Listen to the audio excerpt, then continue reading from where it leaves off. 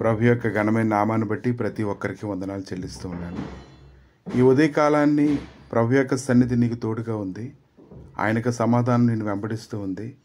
ఆయన కనికరము, ఆయన ప్రేమ నీ ఎట్లా విస్తరించబడాలని ఆయన ఎంతగానో కోరుకుంటూ ఉన్నారు. ప్రభువే నీ విషయంలో ఆలోచన చేస్తూ ఉన్నారు కాబట్టి గొప్ప మార్పులు అనేవి నీ జీవితంలో సంభవిస్తాయని నువ్వు గుర్తుంచుకోగలగాలి.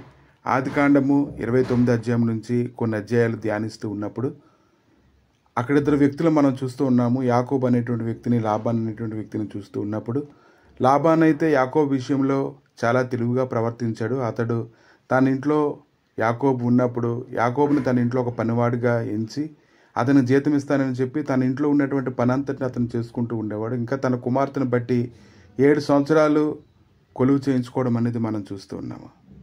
నిజానికి యాకోబుతో అయితే దేవుడు తోడే ఉన్నాడు. యాకోబుని ఎలాగైనా ఆశీర్వదించడానికి దేవుడి యొక్క ఉద్దేశము యాకోబు జీవితంలో ఉంది. కానీ యాకోబు అయితే ఒక గ్రహింపులేనటువంటి స్థితిని బట్టి దగ్గర 20 సంవత్సరాల వరకు యాకోబు లాబానుకు కొలువు చేయడాన్ని మనం చూస్తూ ఉన్నాము. కానీ లాబాను యాకోబు విషయంలో ఏమైతే చేస్తున్నాడో అది దేవుడు ఎంతగానో చూశాడు. యాకోబు ఎంతగా దుఃఖపరచబడినప్పటికీ దేవుడైతే ఆలోచన చేశాడు. అతను ఎలాగైనా సరే అతని జీవితంలో మార్పులు చేయాలని అతడు కోరుకుంటూ ఉన్నాడు. ఆ సమయంలోని ప్రభు అయితే అతని జీవితంలో ఒక అద్భుతం చేశాడు. ఎలాంటి అద్భుతం చేశాడంటే శ్రేష్టమైనటువంటి పశువులన్నీ యాకోబు పొందేలాగా, బలహీనమైన వాటన్నీ కూడా లాబాను పొందేలాగా యాకోబు పక్షంగా దేవుడు కార్యం చేయడాన్ని మనం చూస్తున్నాం.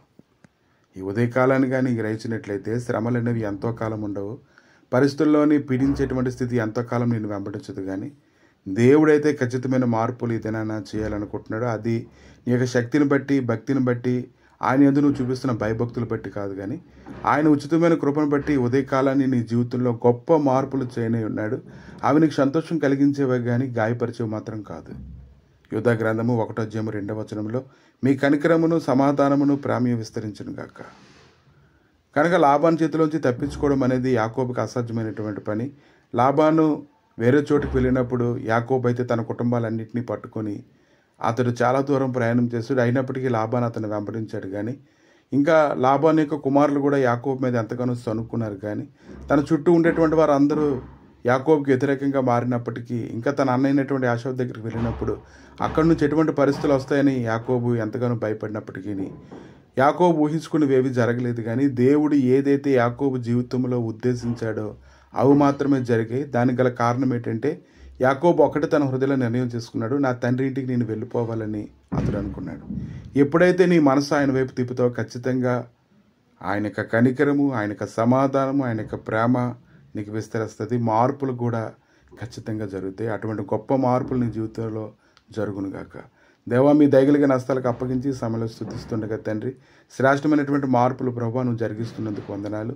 మాకు క్షేమాభివృద్ధిని నాయన కలుగు చేస్తున్నందుకు వందనాలు. నెమ్మదితో నింపుచున్నందుకు వందనాలు.